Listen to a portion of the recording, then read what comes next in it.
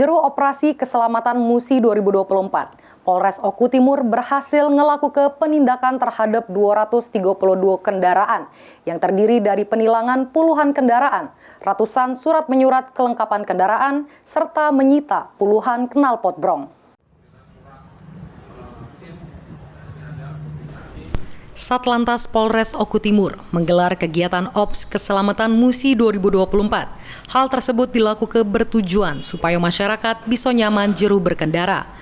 Kapolres Oku Timur AKBP Dwi Agung Setiono pas press release nyampe ke kegiatan Ops Keselamatan Musi 2024 kali ini bertujuan supaya bisa nimbul ke rasa nyaman bagi masyarakat jero berkendara.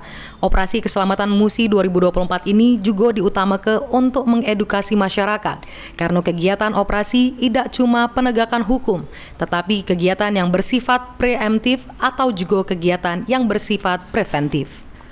Adapun hasil dari penindakan pelanggaran lalu lintas Operasi Keselamatan Musi 2024 kali ini, yaitu barang bukti kendaraan roda 6 sebanyak 2 unit, roda 4 3 unit, roda 2 45 unit, STNK 106 berkas, SIM 42 berkas, dan penyitaan knalpot brong sebanyak 34 knalpot.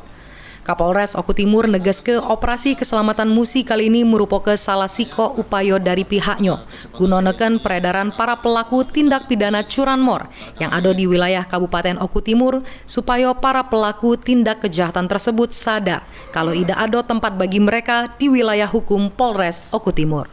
Operasi Keselamatan Musi 2024 kita sebanyak melakukan penindakan dengan tilang sebanyak 232 tilang ya, dengan barang bukti ada truk 2 unit, ada kendaraan R4 3 unit, kendaraan roda 2 45 unit.